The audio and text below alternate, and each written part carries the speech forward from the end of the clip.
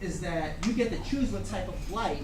Like somebody mentioned here that had to take the picture at a different angle. An angle may be all you need, but the thing is, you got to be willing to problem solve as you go along. What do they call it? Troubleshooting? Is that what they call that? Yeah. That's another thing. But in this case, we get to play around with the lights and darks, but we got to be decisive.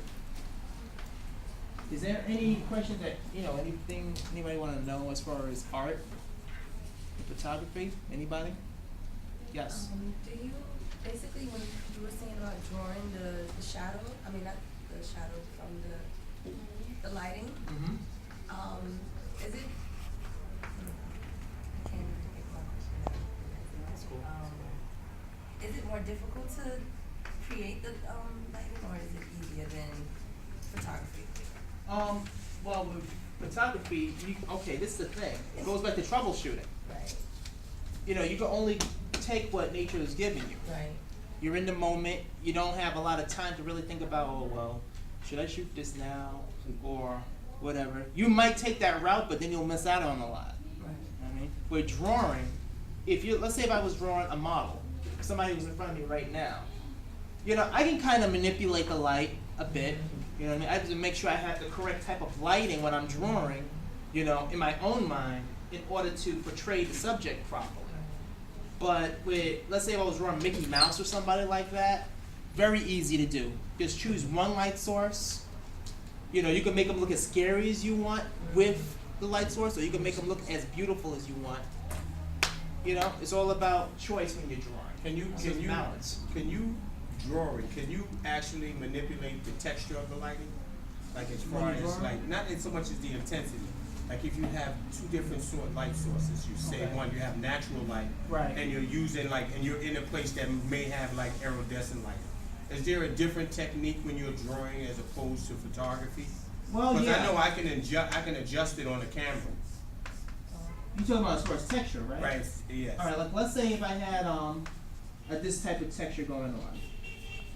Now the thing is about it is that the more light that goes on a subject that has a lot of texture, the more detail you show.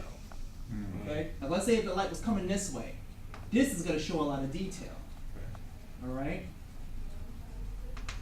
But if it was shadowed over here, of course it's not going to show a lot of detail. But what it is going to show is a silhouette.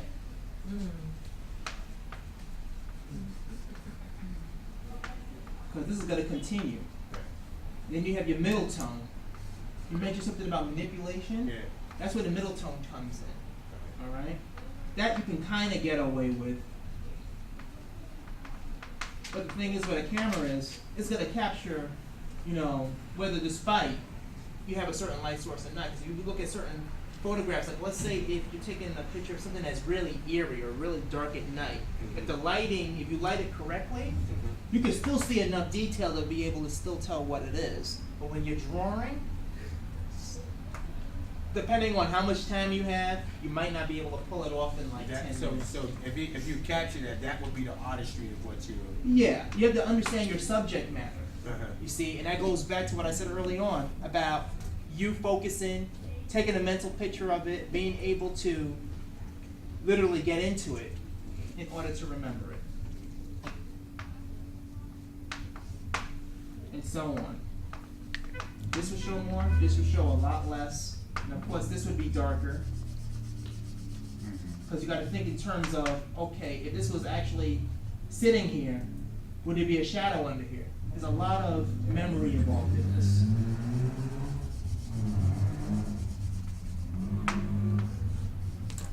Okay, you guys getting this so far? Okay, cool. I'm gonna erase this. How much time we have left? It's all me? Okay, good. We can go to town. All right, another thing is, now I draw a lot of comics too. What's your favorite one? Excuse me? What's your favorite comic you draw? My favorite comic, the ones I make up. Okay. No, but really though, I love comics as an art. I love comics as an art, to be quite frank with you. Because, for example, you see these shots right here? We get to use all of these shots. We got to be movie directors when we're drawing comics. You know? Whether you're doing comics or storyboards, they're both the same to me. But let's say if you have a movie in your mind, now this is a different camera we're using, okay? Remember how early on we had two young ladies come up here and argue, pantomime it, and then I stopped it. Now, when I'm drawing comics, or if anyone's drawing comics or storyboards, we're using nothing but still images to create the illusion of movement, okay? So, I'm gonna put up three panels right here. We're gonna go back to establishing shot. Now for establishing shot, if you use this shot when you're taking a photograph, it doesn't matter. You could put whatever, let's say New York Skyline, that's what we used early on. We can use that. That could be the beginning of a crime story. Or that could be the beginning of a romance story. Basically, you're showing where the place is at, but you also want to show all the details of the place, okay? Which is easy to do, but you got to get it at a certain shot. Now, here's the skyline over here, and this looks pretty standard. But let's say if I didn't want to just standard. Let's say if I really want to show the Brooklyn Bridge. You want to show it at a certain angle.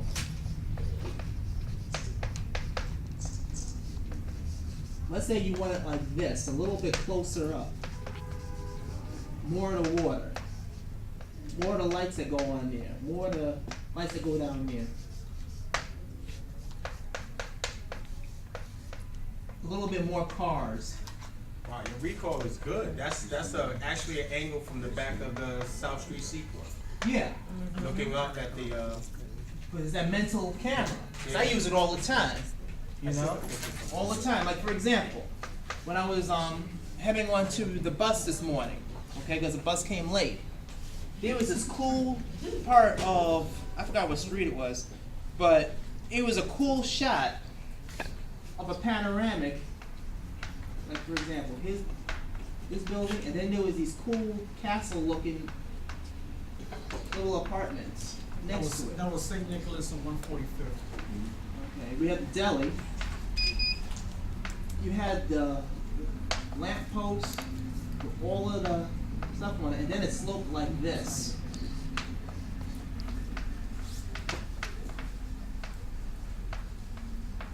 I just thought it was awesome. Then here's the bus that was coming. Then you had this girl. She was waiting for the taxi right here. Then you had the missionaries or whoever. They're all the way back here. Now I can't get into too much detail, but these are gonna be indications of, let's say if I go home tonight and I really want to do a detailed piece, I could really sit down and think about what I saw. And then there was another lamp post that looked like really. So when you're taking photos, everything that you focus on, that's what's gonna make your picture. Whether in negative space or positive space. It goes on and on, but it's sloped like this. Now, there's not a lot of detail here, but from far away, it looks like there's a lot going on. That negative space helps you form your composition. And then there was the rest of the people that was waiting on the thing. Well, let's say this could be an established shot for anything. Anything could happen from this point, especially in a comic or a storyboard. I'm gonna use one more establishing shot. I'm gonna use more of a nature shot. Let's say if I'm dealing with a tree. Okay, like if I was in that place, I'm gonna use my imagination right in front of you. If I was to close my eyes, okay, and I'm in nature right now, I want to take a photograph mentally of, let's say if I was in the forest behind a tree, taking a look at all of the other mountains and all the other hills and everything. Yeah. So let's say if that was happening. The tree would be this close. You would see all of the wood and the details. You see what I'm saying? Mm-hmm. But as it goes further back, the details of it they're gonna start to fade out. Mm-hmm. And let's say you got the mountains. Now these are little scribbles, but once again,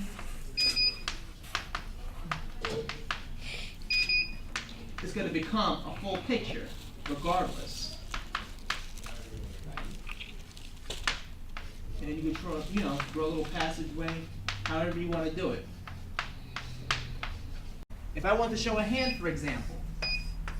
Now, in comics, in storyboards, we call this a subjective shot. Let's say if I wanted a hand to come at you, okay?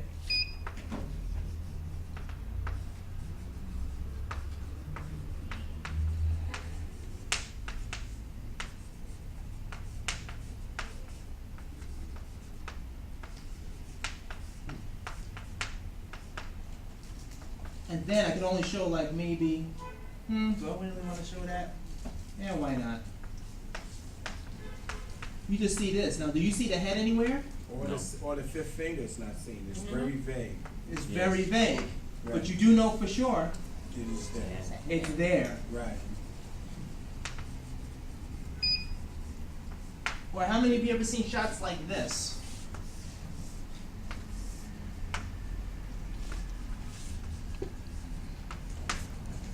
Very simple, but it can also show a lot of detail. Maybe you had somebody walking.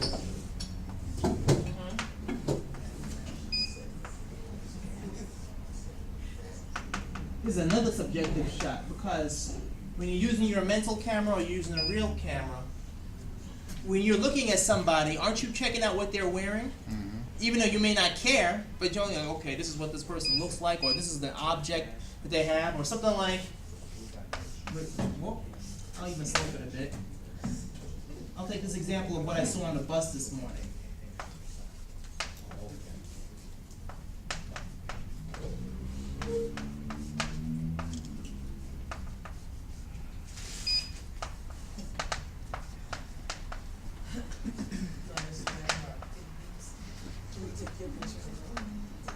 Let's see, I said Facebook or something like that.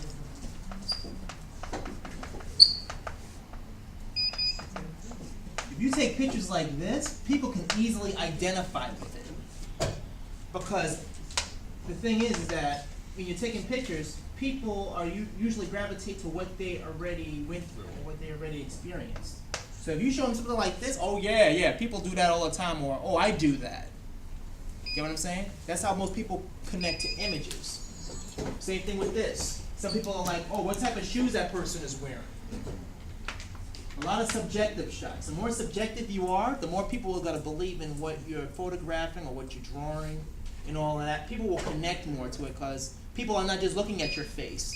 They're looking at all of you. Or they're not just looking at the person. They're looking at what the person possesses. Or the source of information. The more information that you're giving to the storyboard, it allows the mind to wonder.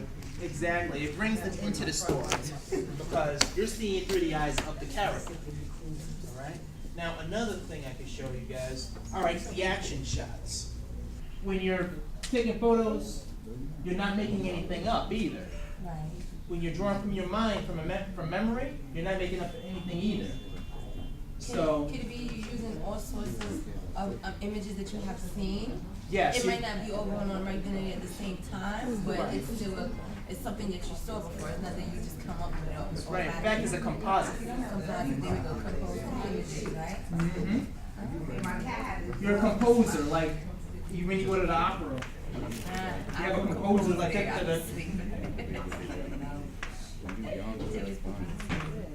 And so on. Just keep going and going. But that's pretty much it. Did everybody find this talk informative? Thank you. Very good. Thank you, man. Thank you. It's fun. It's fun. And I got chalk all over me. It's all part of it, right? So I want to thank everybody for coming today. And Thank you. yeah, get the last shot right here. Get the last shot.